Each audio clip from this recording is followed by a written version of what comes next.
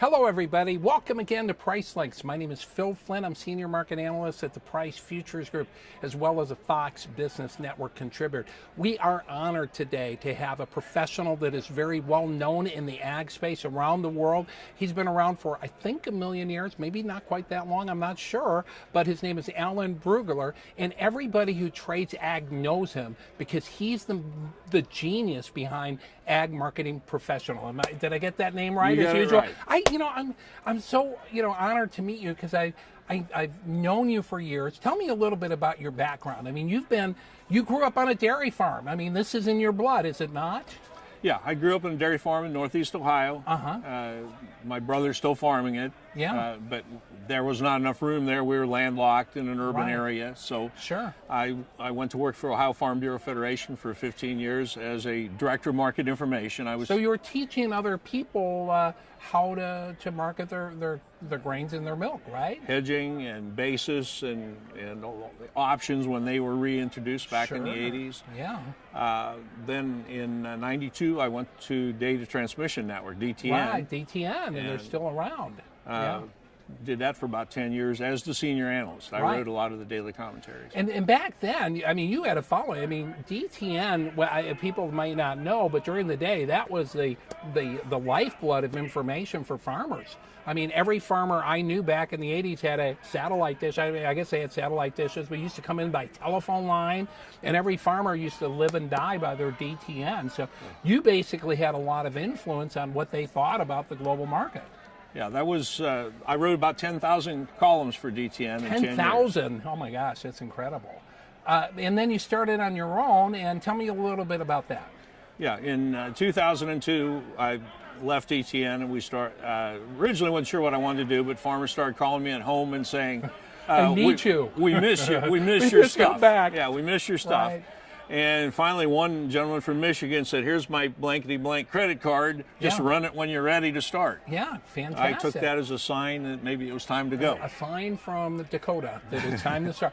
That's amazing. And now, of course, you have this huge following. How many people follow you, would you think, on a daily basis or a monthly basis? It's hard to tell because we've got so many different media channels, but there's at least 10,000 people that get our free newsletter, and there's, of course, our paid service, our Ag Market Professional, would have a smaller circulation than that. But And we have a lot of reach. And where are you based out of? We're based in Omaha, Nebraska. So you've come to this beautiful city of Chicago, basically for a very important meeting in Chicago with the USDA. Tell us a little bit about what you're doing here. USDA has a data users meeting. Traditionally, they were an annual meeting in the fall. Now they're broadening it to twice a year. So this is the spring meeting, if you will. Right. But it's a public forum where the people who use USDA data, the analysts, the grain companies, the livestock brokers, and so forth, have an opportunity to interact with all the senior USDA staff and tell them what's wrong with the data, or, hey, we'd really like to be able to download XYZ data series. Well, which is an amazing thing because, a lot of times the government just sits there in Washington and like, hey, do this and do that without understanding it. It seems like the USDA really wants to get into there and be of value and help you guys or help the farmers do a better job and the buyers of grain. Is that right? Yeah, they do an excellent job of listening at these sessions. Obviously, there are budget constraints sometimes on what they can do. Right. But they have made a number of changes over the years based on the input that they get at these meetings. Wonderful. Well, here now I'm going to dig your brain a little bit, in market stuff. We've experienced one of the coldest winters in Chicago in 130 years, 140 years. I've talked to farmers in Minnesota that last week had snow drifts up to the top of their barn, and it was late April. How is this, in your opinion? How is this going to impact the upcoming grain season, and what would have happened, say, 10 years ago? Is it going to be that much different than it would have been back then?